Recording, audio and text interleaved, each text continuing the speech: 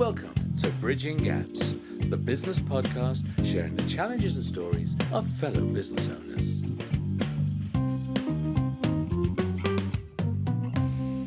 Hello and welcome to the last episode in Season 1 of Bridging Gaps, the business podcast.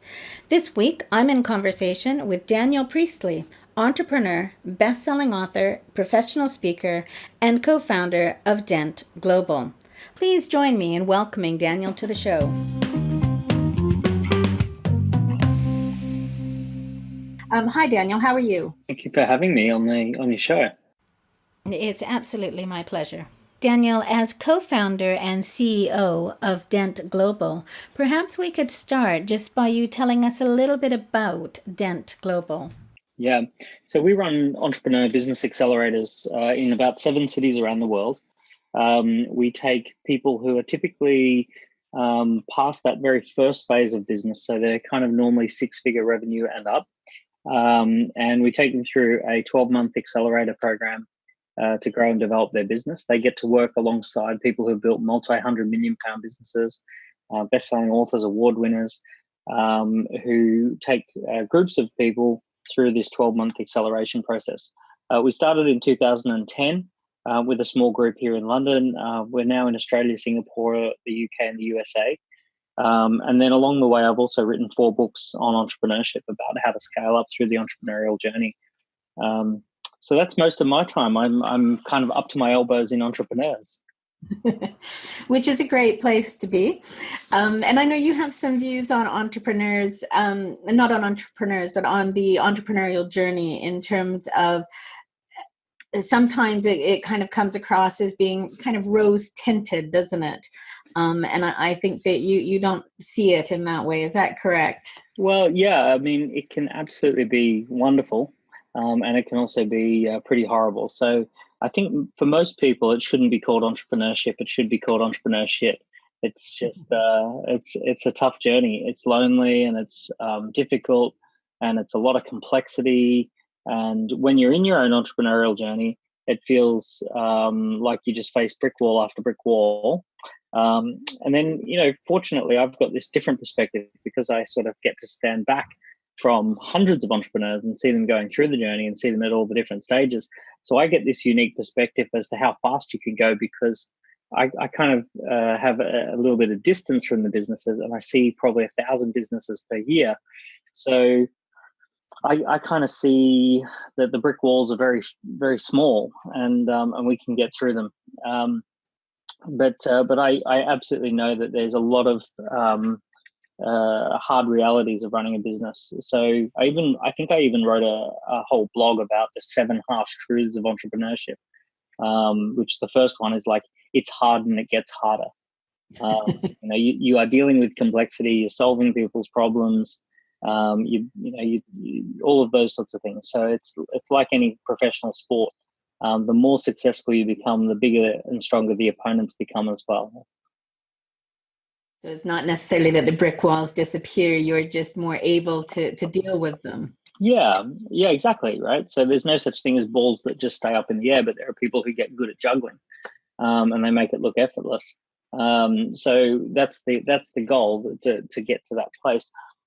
With that said, right, it's hard and it's difficult, but there are 2 absolutely wonderful places that you can end up as an entrepreneur. There are 2 kind of like sweet spots, the best, most fun parts of being in business.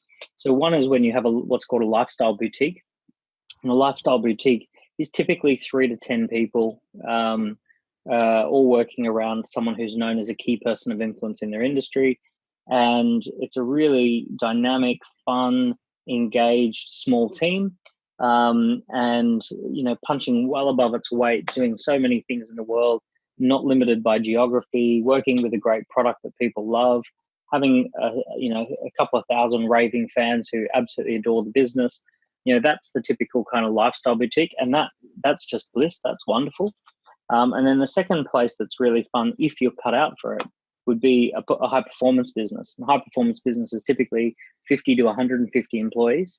It's highly funded. It has external funding, so there's millions of pounds worth of investment going in. You get to hire all the best people You've got a big, exciting vision behind the business. You're making an impact. You're achieving, a lot of financial rewards. All of those things.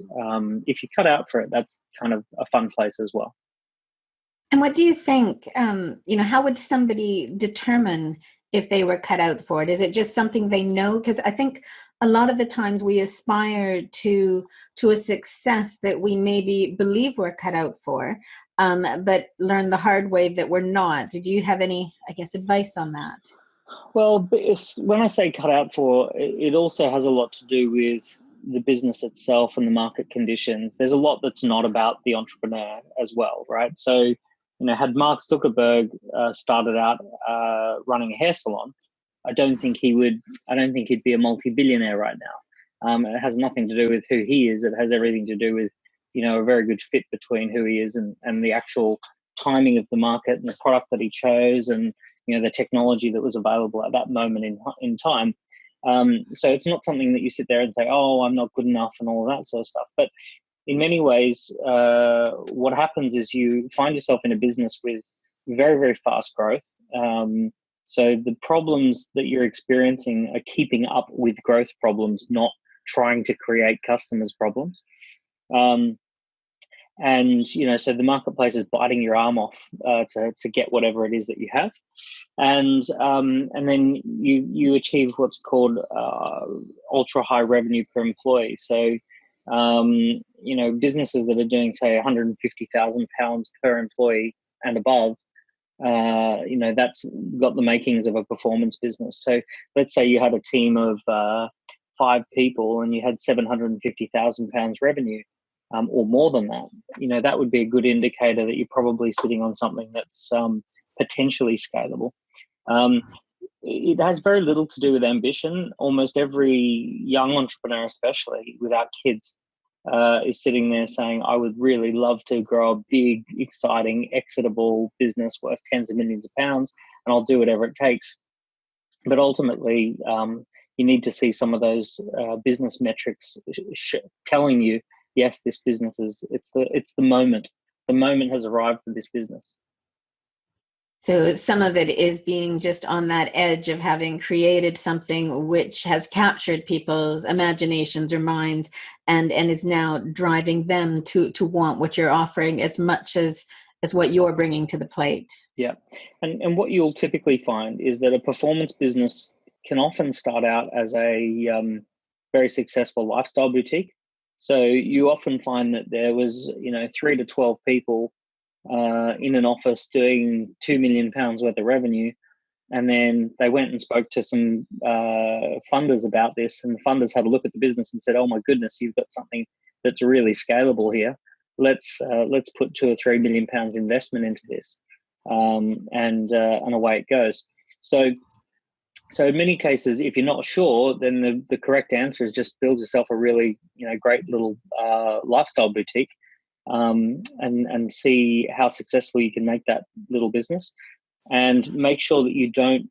I guess one of the key things is don't hire more than 12 people, or don't have more than 12 people on the team until such time as you know what you want to do with it. Because business is very, very, very hard between 12 and 50 employees. At that moment, you're too big to be small and too small to be big. So you're kind of this no man's land. And a lot of businesses are very successful with 10 people. And then at 15, 16, 17, they're losing money. They're seeing all sorts of dramas and all sorts of problems creeping in. And they either have to figure out what they have to do to go forward, or in most cases, they go back to 8 people and sort of lick their wounds for a little bit.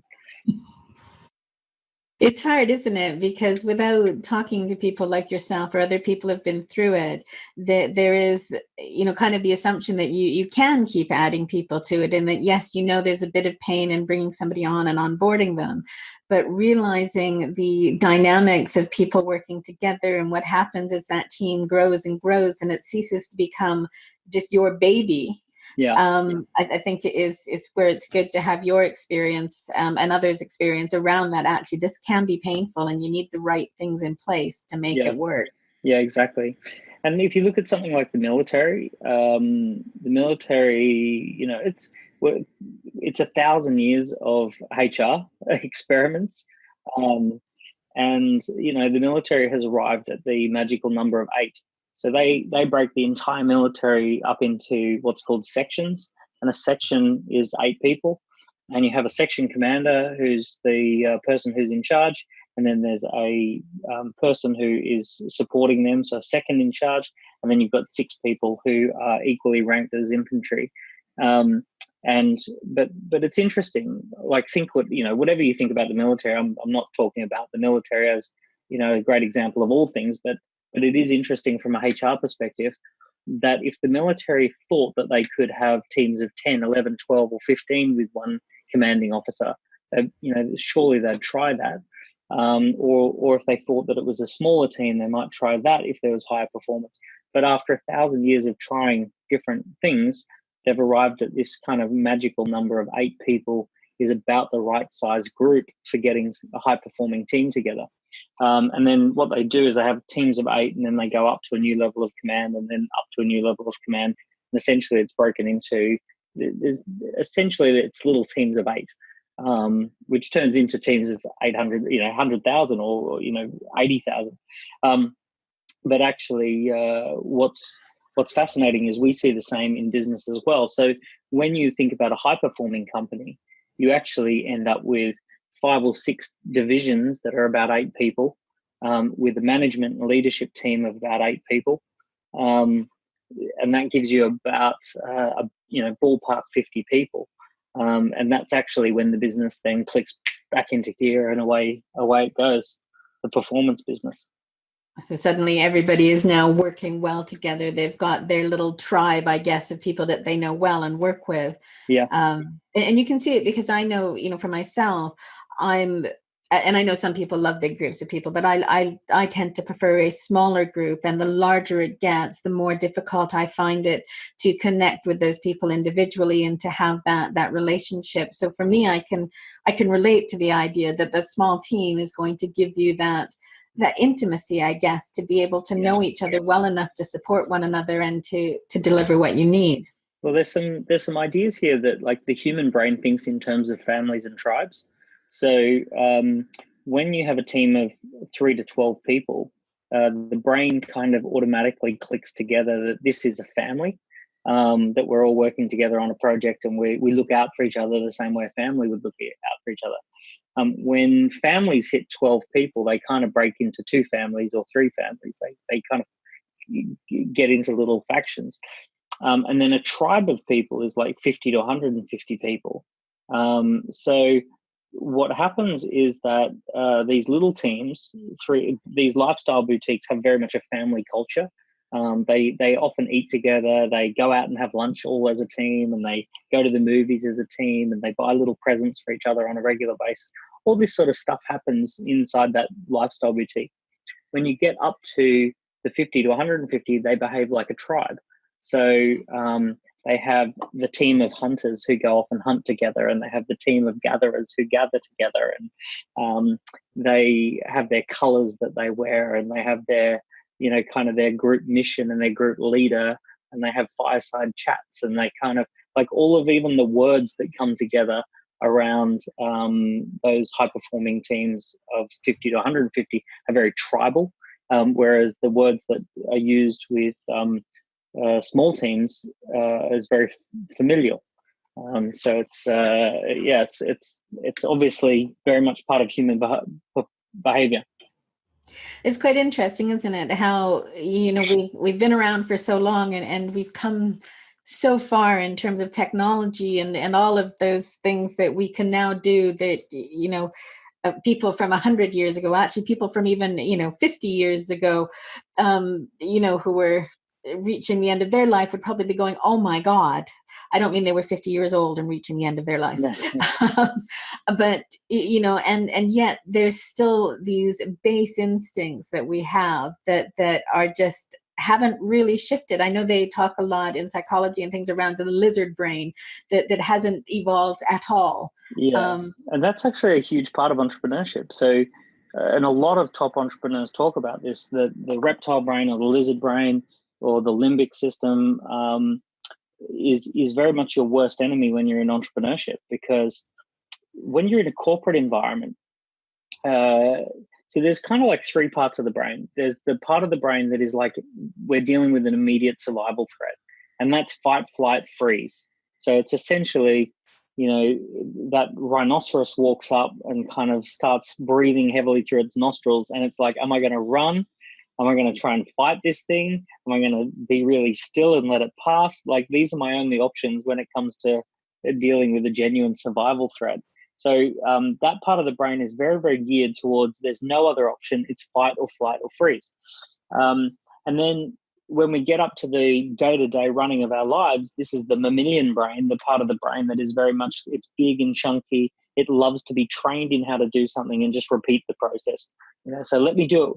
It's kind of like, show me how to do it once or twice, then I'm just going to do it every single day. Give me the box of cornflakes, and that's breakfast, and I'll just have breakfast every day, the box of cornflakes. And at night I'll get home and I'll have this kind of meal because I'm familiar with that. And then I'll watch Netflix because I'm familiar with that. Then I'll go to bed in the same way, in the same place. And it's all nice and smooth. I'll go to work and I'll go home and I'll pay my taxes and kind of that monkey brain. And then there's this annoying part of the brain that entrepreneurs seem to have, which is this visionary part of the brain, constantly coming up with new ideas, constantly thinking about, why don't I change humanity? Why don't I change the world? Why don't I have a bigger impact in the world? Why don't I do something meaningful with my life? Why don't I create something that's never been created before? Why don't I join some sort of amazing high performance team? Why don't I go and walk the earth? Right? So it's kind of like this big visionary part of the brain. And when you're in corporate, you almost never deal with a survival threat, because corporates are built to kind of not allow their team to feel a sense of survival threat. So, you've got HR departments and you've got policies, and you're not allowed to, do certain things. And even if you're really not hitting your targets, that could go on for 3 to 6 months while you have performance review 1, performance review 2. Suddenly you're on someone's radar, and now you're being performance managed out of the organization over 3 or 4 months, right? So the process of not performing to reaping some sort of consequence could be 9 months in a corporate environment, in most corporate environments. Even corporates that are very aggressive could be 3 to 6 months, but it's certainly not an immediate survival threat. And even if they do make you redundant, they're probably going to give you, 2 or 3 months worth of pay to go find something else, right? So there's no survival threats going on. And likewise, even if you're the CEO of a large organization, it's very hard to go visionary, because let's say you've got hundreds and hundreds of employees, trying to turn that ship into a new direction. It's just so slow and so painful. It's never going to happen. You want to change the brand of coffee in the coffee machine. That's going to take a month or 2, right? So in the corporate world, you almost never face a survival threat, but you also never face a visionary opportunity. And then you move into this world of entrepreneurship, where if you lose a serious client, oh my God, are you having a survival threat? If you didn't provision enough for your tax bill, and suddenly you now have this tax bill, that you thought it was going to be 15,000 and it's 25,000, and you're like, whoa, okay, where am I going to get an extra 10,000 from? All of these things happen on a regular basis for entrepreneurs. So that's a very real survival threat. Poor performance. If an entrepreneur goes and presents 10 sales meetings and gets 0 sales, they're having a real kind of like heart palpitation. And likewise, the other thing's true, which is that if an entrepreneur watches an amazing TED talk that says, get out there and, do X, Y, and Z, the entrepreneur can go totally visionary and go, wow, actually, I'm going to bake that into the DNA of my business from day one. An entrepreneur might watch a webinar about how to set up auto click funnels that generate amazing leads from the sky all the time on autopilot. It's like, whoa, I'm going to go and do that. And so you end up with these high highs, low lows, high highs, low lows, and somewhere in the middle you've also got to run your business. So you've got to do the monkey brain stuff as well. So having a good working understanding as to how the brain works is actually almost essential for getting into this entrepreneur world. It's incredibly difficult if you don't have an awareness that your brain is basically doing certain things or running certain behaviors. It can really freak you out that you're suddenly like, who am I? I'm snapping at my kids and my spouse, and I'm also like, thinking of myself as the visionary. It's like, whoa, what's going on in my head? And I think as well, you get, especially for people, like myself, who've come out of a corporate environment, who've come out of something which was, giving them a regular income. There's that pressure around you from your family and friends who are questioning what you're doing, especially when you're on that dip down, and asking, shouldn't you be doing something different, as opposed to staying on what to them seems like a roller coaster that's just, doesn't have a safety net at the bottom. Yeah. Not that I'm sure that roller coasters have safety nets, but I'm sure there's some safety built in. Yeah. Exactly.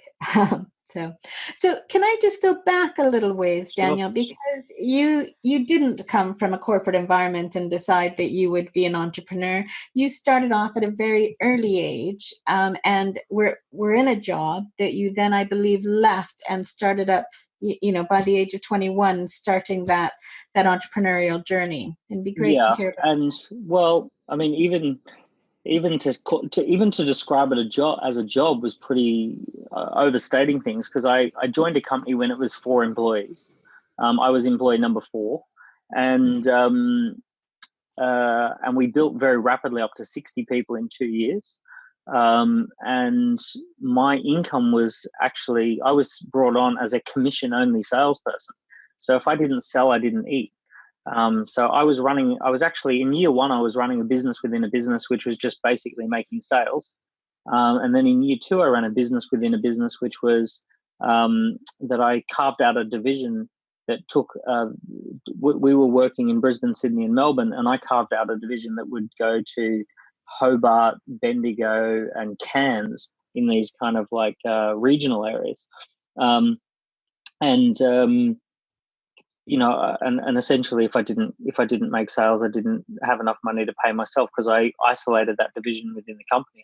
I created a P&L that was separate from the company's P&L in order to go and do that. So the only real jobs I've actually ever had was McDonald's, working in the kitchen and out the front, and then working behind a bar, and then doing Pizza Hut delivery driving. All of those jobs were very much hourly or per delivery pay. But outside of that, I've never actually had a job. So how did you know is probably the question. When you left school, did you know that you didn't want to go down a particular route, or were you just looking for something that was going to pay you some money, or did you have a vision already at that point? Weirdly, I 100% knew I was going to be an entrepreneur. So there was never any question at all in my head. It was, I'm going to go start a business. I'm going to own a business. I'd had some experiences in, just little experiences through my teenage years. My mum was on the local council and local government, and she was working in politics, and some of the friends that she made, or some of the people that we met through that, were like pretty serious property developers. And there was one guy who I hung out with for the afternoon, and he owned a car dealership. He owned several major property development projects.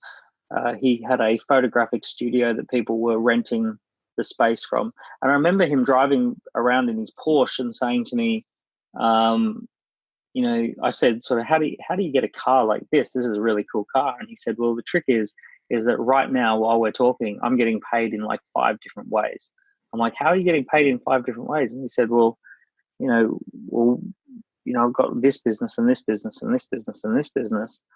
And I can be sitting here chatting with you, and then, that's how I'm making my money with all these different businesses. And I was like, wow, this is so cool. And he said, when you go to McDonald's, if you clock on and put your code into the machine, then you get paid. And as soon as you clock off, you don't get paid. Whereas I never clock off. And I'm like, wow. And then I got to know the owner of my McDonald's store, and he said the same thing. He said, that he was really committed to entrepreneurship, and that he had been part of McDonald's since very, very early days, and he had very quickly spun out and become a very first franchisee in Australia. And he owned 6 or 7 McDonald's locations, and basically, he shared with me, he said, I make $2 million a year without having to go to work, without doing anything. I just, you guys go and make the burgers and sell the burgers, and because I own the stores, and that's how it works. And I was like, wow, that's cool. So this was at a fairly impressionable age. I really was impressed by this idea. And so when you went into that first, as you say, not necessarily really a job, but you started off, you were commission only. Did you know how to sell, or was that something that you then had to develop to be able to make money? Well, I probably would say that I actually knew how to do the opposite of selling when I started. I was given a pile of very, very warm leads, and I made some sales pretty quickly. And it was just sort of like following up and, just retouching bases with people and collecting their credit card details and collecting their order forms and all that sort of stuff. And I thought, oh, okay, sales isn't this hard. And then once we got through all of those kind of warm leads, and I got given some cold leads, and I was like, whoa, this is really hard, right? How on earth are people meant to do this?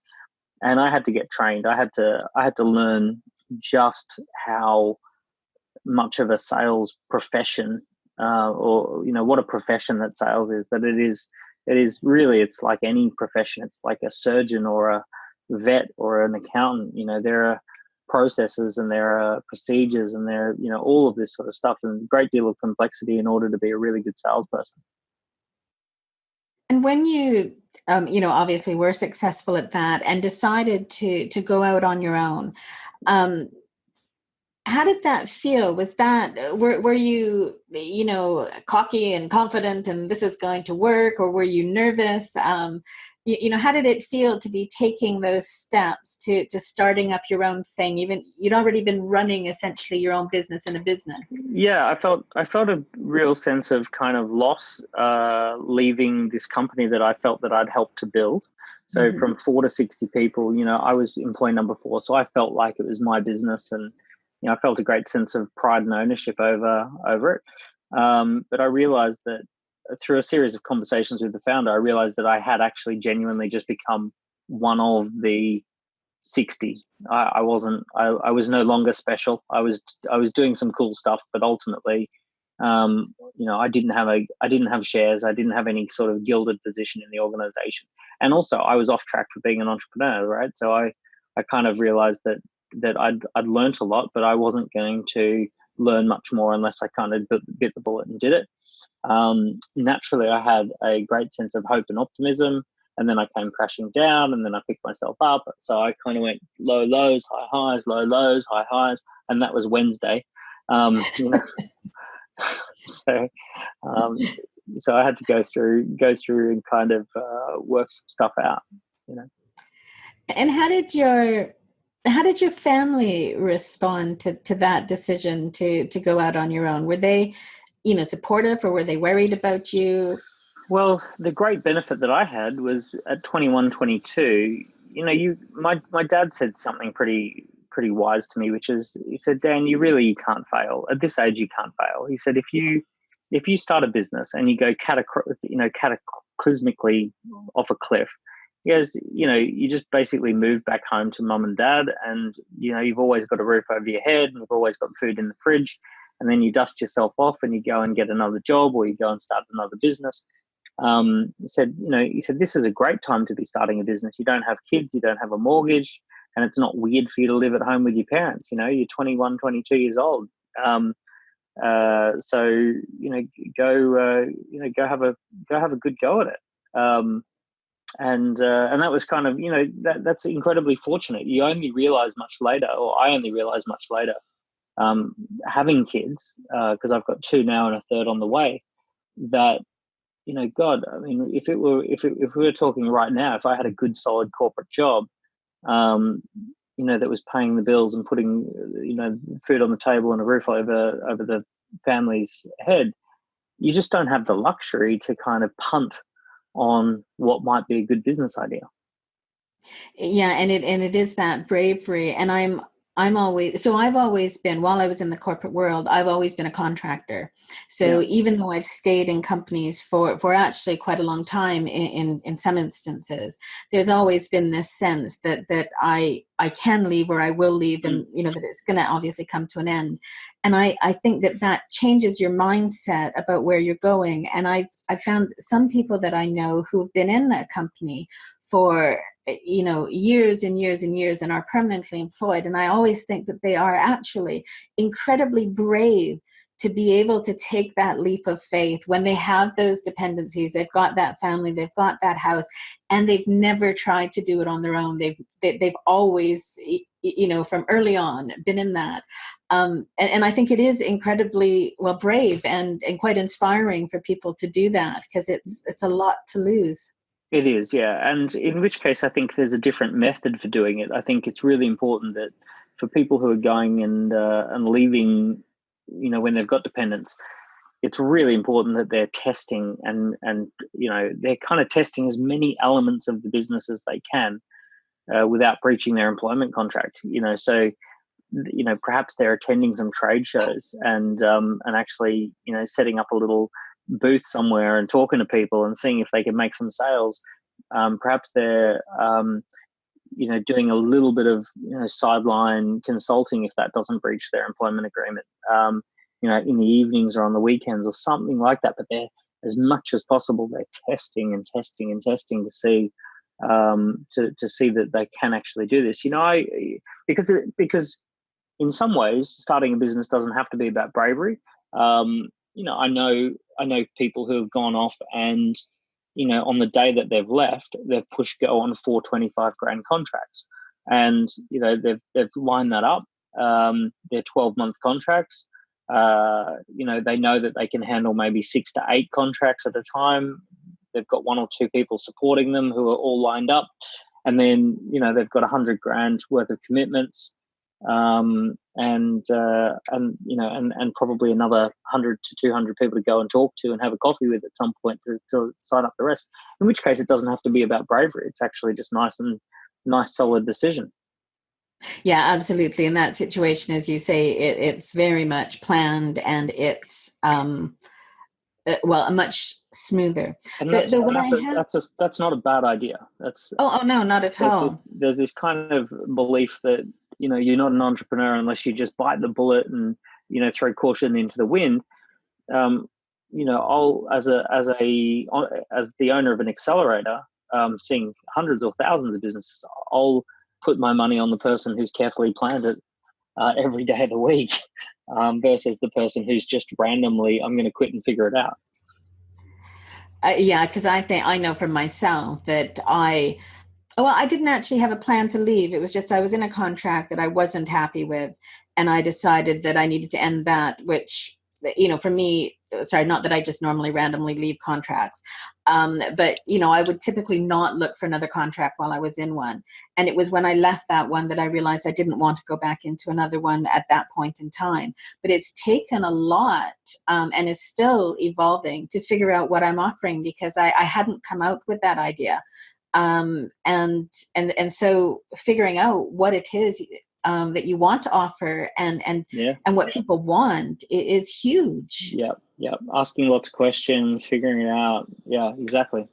Yeah, well, and trying it. And of course, I'm trying it in a way that has a direct impact. If I get it wrong, and people aren't willing to pay, well, then I'm not getting paid. So it's one way of learning. And that's one of the other harsh truths of entrepreneurship, that the marketplace doesn't care about your passion, doesn't care about how many hours you've put in, doesn't care about your personal situation, doesn't care about any of those things. It really just comes down to, do I see value in buying this product or not? I don't care if you're profitable or not profitable. I just going to make the decision based on whether I like the product or service. And the marketplace doesn't care whether you've taken 5 minutes or 5 years to come up with it. It just only cares about what it cares about. Yeah, which is kind of fair, because it's not meant to be taking on your situation. Well, the longer you spend in corporate, you get used to the idea that people care about all sorts of other things. that you can kind of coast in corporate based on, I'm really passionate and I really love this company and I love this brand and I'm willing to learn and I'm willing to put in some overtime, and kind of that will get you a year or two worth of leeway in corporate. Yeah, exactly. It buys you something different. And you've also established, so this is one of the things I found in contracts, was that every time you start a new contract, you are into a completely different environment. And while you've got knowledge, you don't have the contacts, you don't have the context. You've got to go through this whole learning curve again. And the person that you used to be able to call up and say, shoot, this has just happened, I need some advice, or I need to know who to talk to. You don't know that person anymore. They're no good to you anymore. Yeah. Yeah, exactly. So it's an interesting journey. So along your way, Daniel, what kind of challenges did you face, within, because you've gone through a number of businesses now. You had your first one, which was well, in the first 10 years, I kind of fundamentally changed the business every 2 years. So we went from like 0 to $1 million in the first 12 months, and then about 18 months in, we completely changed the business and went from 1 to 10 million in revenue. And then I changed country. I got out of that business and went to the UK, and then we generated a £4 million business, and I was just jumping from I was having these epic 2-year adventures, and then kind of pivoting and changing a lot.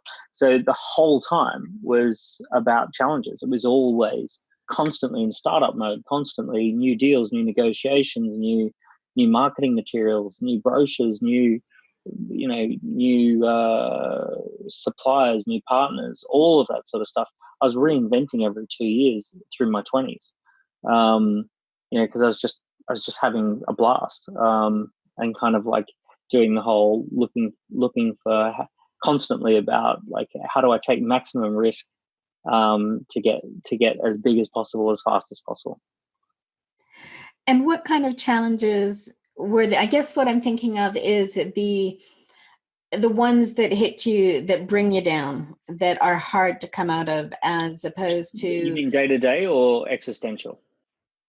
Either. I think the ones that you think other entrepreneurs are going to relate to, that you're going, well, actually, there was a point where I thought it was all going wrong, or those types of things that are just, so one of the things it's all the time. Well, I mean, the truth is that especially so things have stabilized a lot more now.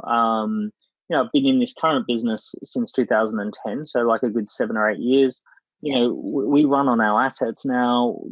Every single week we have hundreds of people approaching us for doing work. We have a phenomenal team who have been with the company, for years. We have great products that people know and like. I've got 4 best-selling books in the marketplace. So there's a lot of stability now.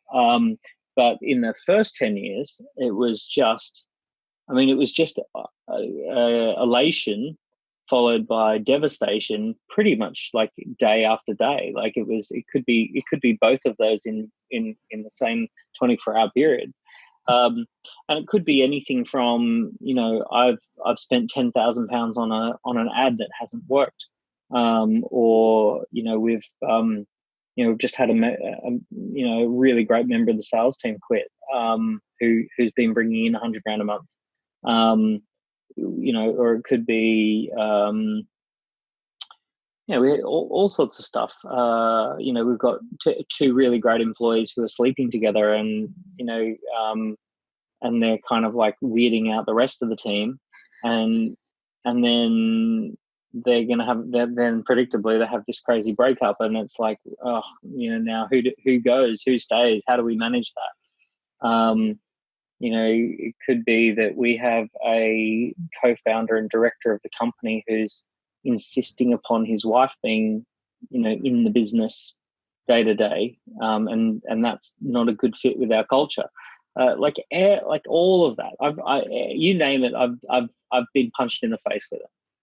And how do you deal with that? How do you take those things on, I guess, emotionally? How do you keep coming back out and hoping that elation's going to come back again? So some of those things hit people really hard. Some of them, they really take them down, and it's hard to see the way forward. So fortunately, at that particular time, I had spent a year living on a mattress on a floor in a garage at like 19, maybe 18. I was 18 years old, and we had a 3-bedroom little tiny house, and there was 5 of us living there. And I had the single car garage I'd thrown down some rugs, and I had literally a shitty mattress on the floor, and freezing cold because one of my walls was a roll-up garage door, made of tin. And I would always remind myself that actually it was one of the happiest times of my life, right? So I was having a blast at 18 living like that. We would go out and have such an amazing time, and I was fit and healthy and having fun and all of those sorts of things. So throughout my 20s, I would, at one point I had, the big house and the 2 cars, great cars, and all the stuff, right? And partying and traveling and living quite an extravagant lifestyle. And I would always just remind myself, you know what?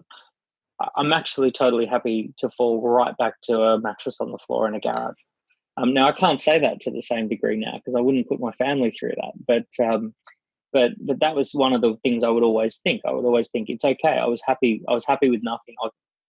It's not so. If it goes worst case scenario, it won't be that bad. I'll still be fine. So that I would always think that, and I was also quite optimistic. Like I was always kind of like, we'll figure it out, and if we don't, we'll figure out the next thing. I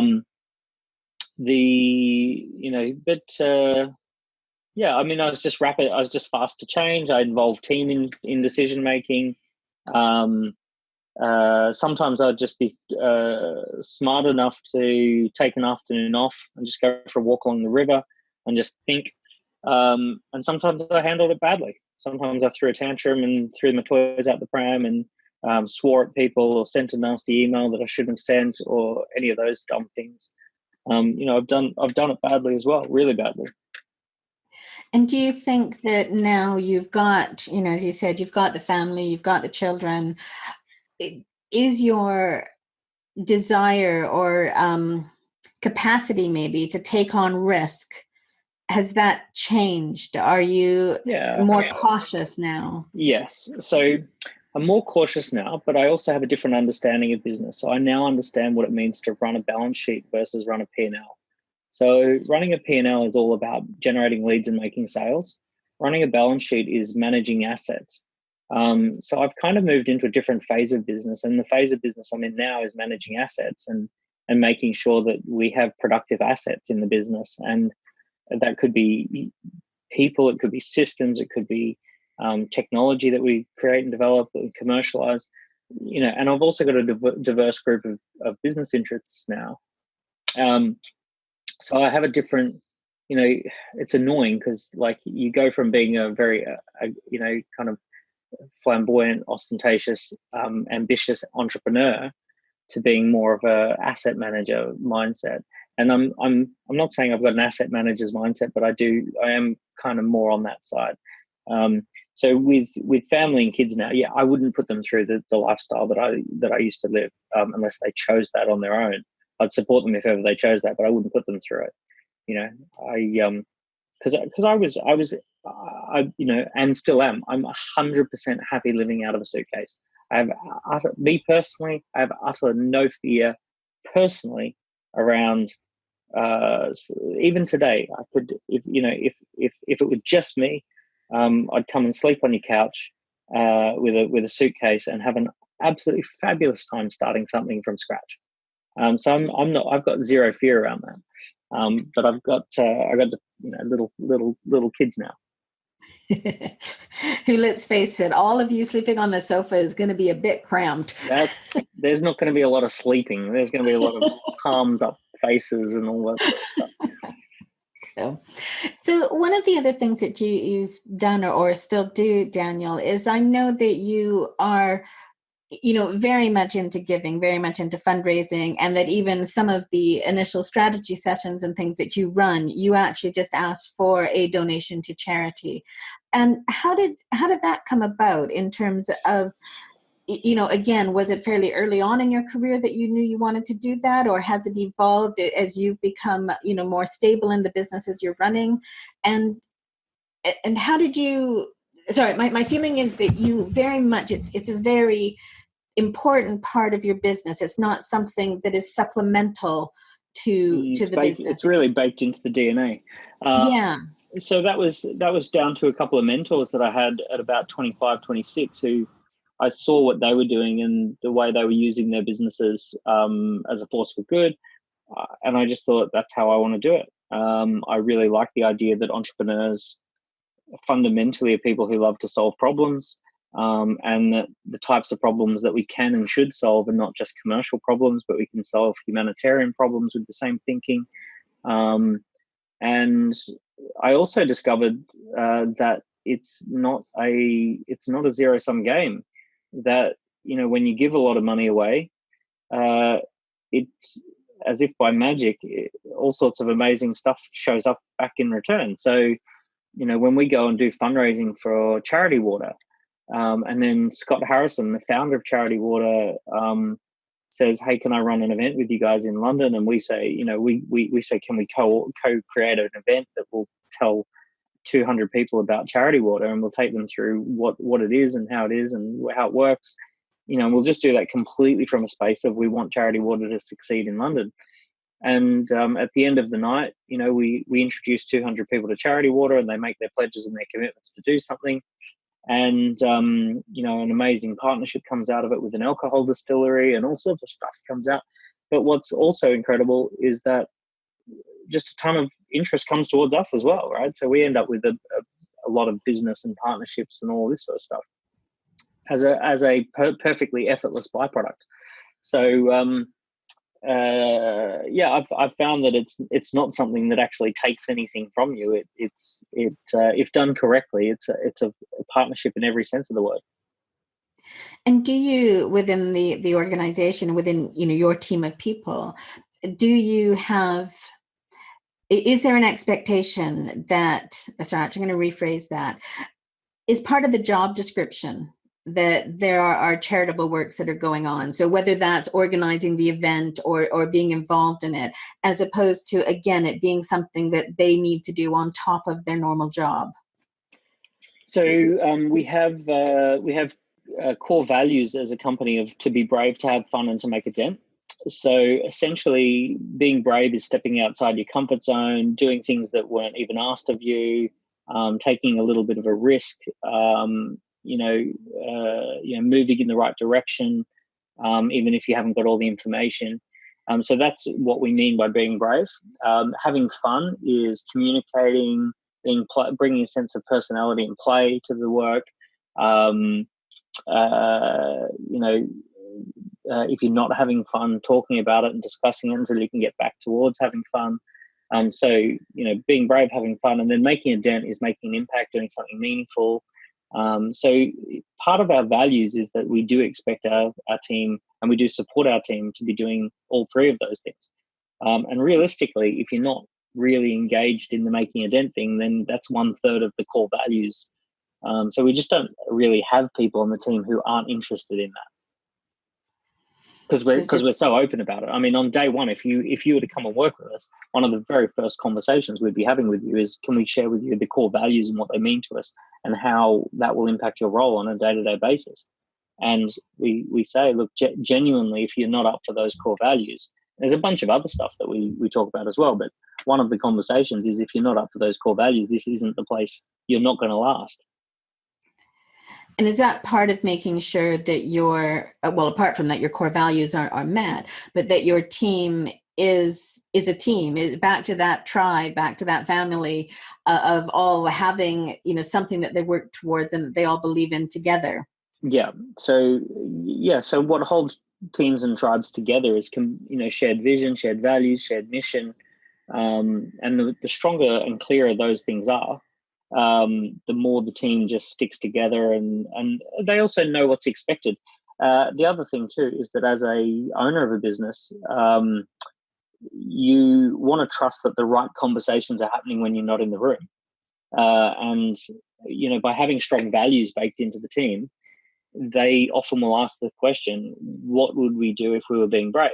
What would be the most fun thing to do here? How would we make the biggest dent with this project?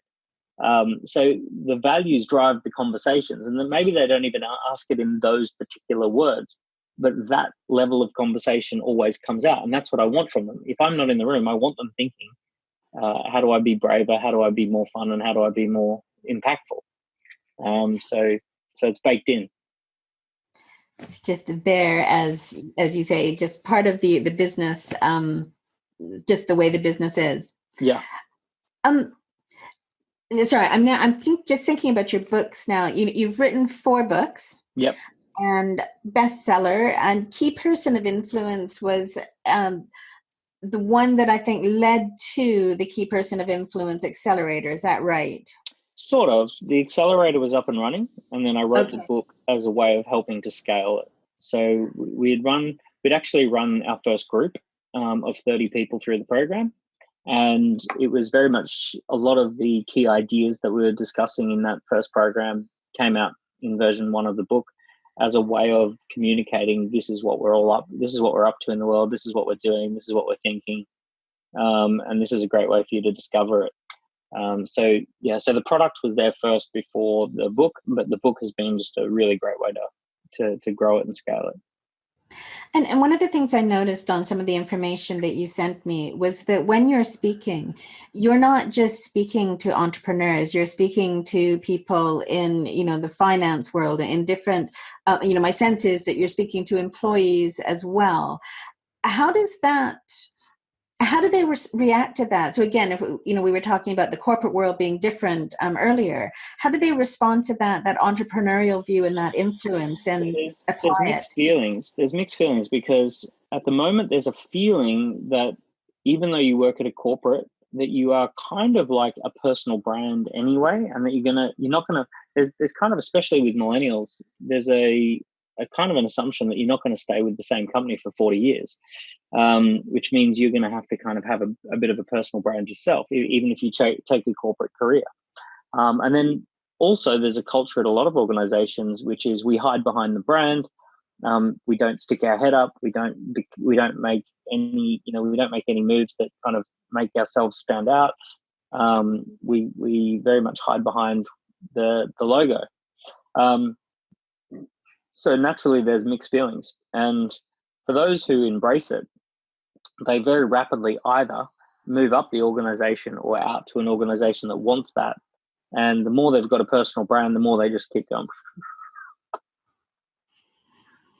So as you say, it's taking that forward in a slightly different way, but developing it. Do you think that it inspires any of them to actually leave the corporate world and become...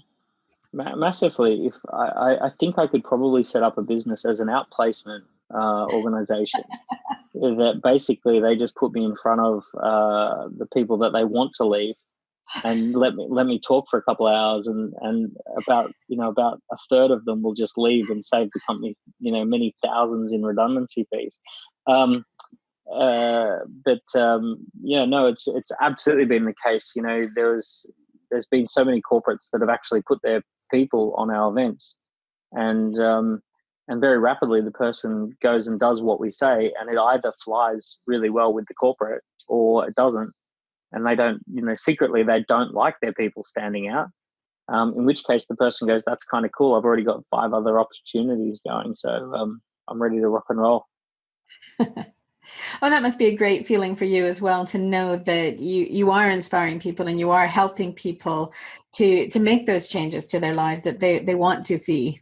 Yeah, let's hope it works. That's right. Fingers crossed.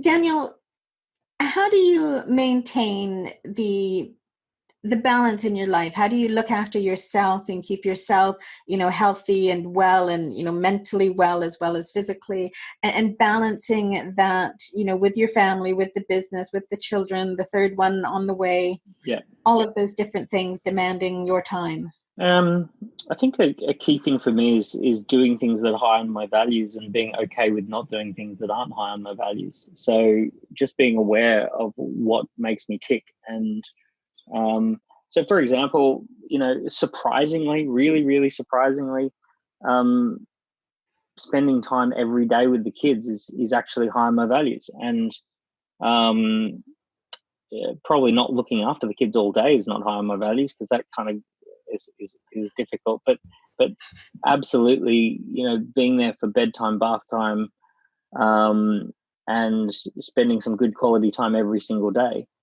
So that really kind of sucks, because there's some amazing events that I could be going to in the evenings, and there's some phenomenal things that I say no to. I mean, God, there's just remarkable travel that I get invited to go on, every month, and it just needs to be that I'm just okay with missing out on that stuff, because actually, what I really like doing is doing simple stuff with the kids, and I quite like having really boring weekends, just going down the local park and sitting there and playing in the sandpit, and I like doing bedtime, bath time, and it's just, I just have to be okay that I'm not going to squeeze every little last drop of juice out of the orange, and I'm going to miss some great opportunities.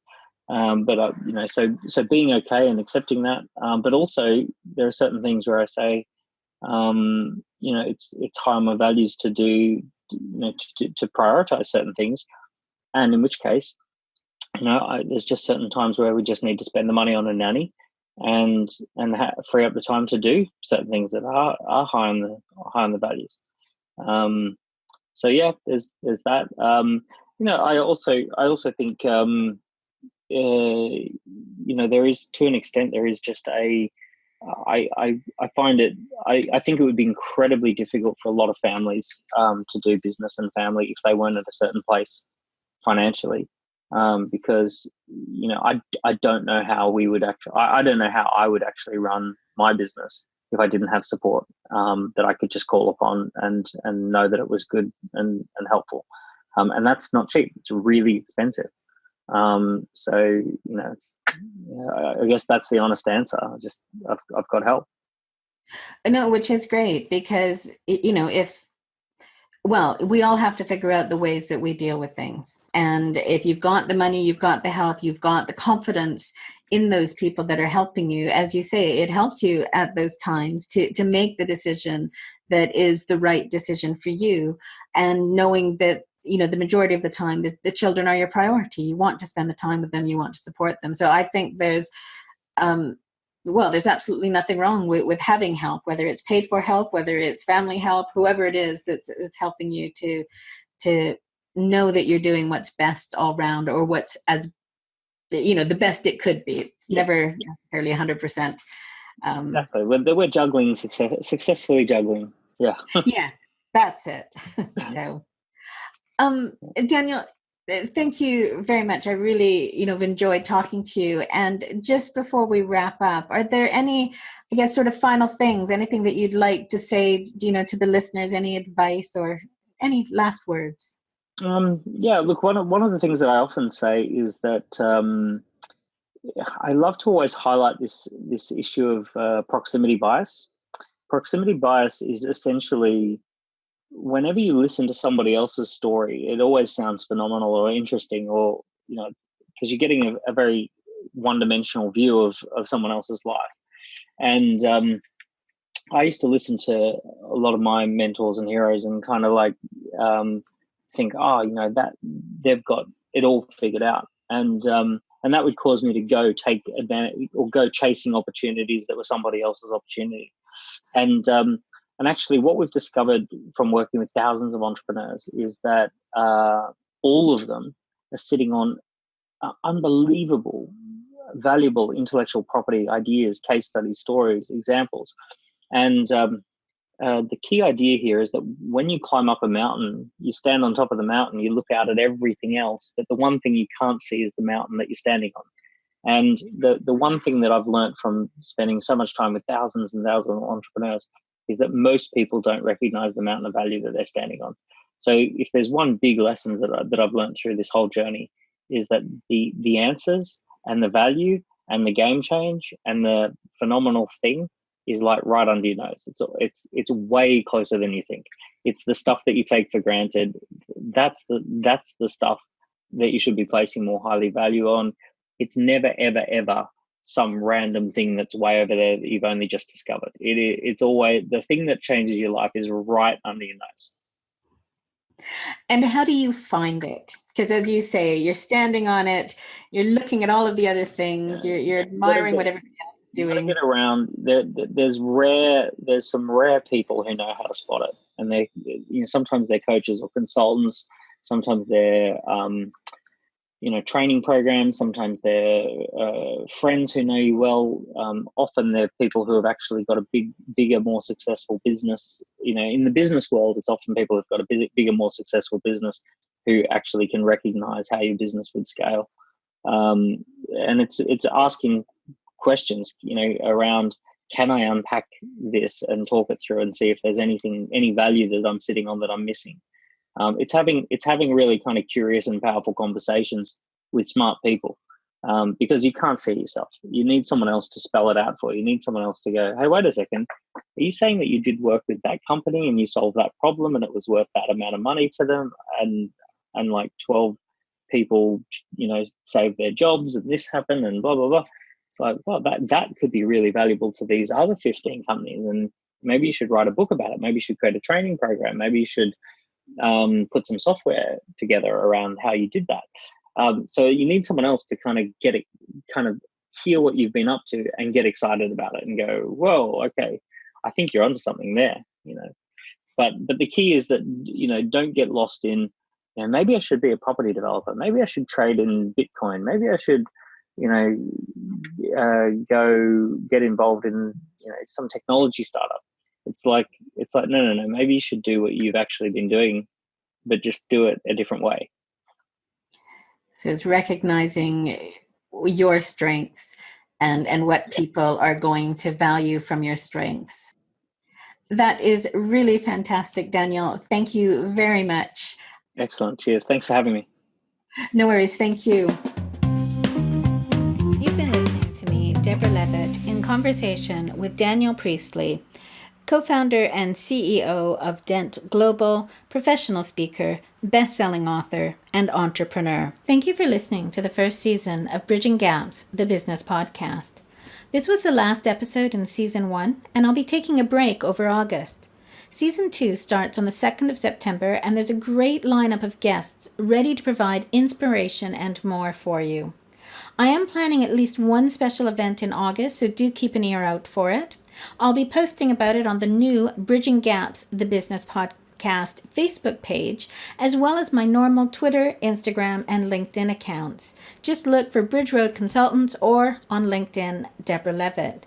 Feel free to drop me a message at any point if you'd like to know more about what I've got in store or just want to talk about podcasts in general. When I come back, I'm in conversation with James Thompson. James is Managing Director of Spokes of Bagshot and is a really interesting and inspiring guy. I think you'll really enjoy the conversation. So please make sure that you join us on 2nd of September. Have a great August, and I hope that you catch the special event in the middle of August. Take care and have a wonderful summer. The number of people listening to podcasts is increasing year on year as people look to break free from their screen and consume information on the go. If you'd like to know more about podcasts, then please go to whatsthisIhear.bridginggaps.uk.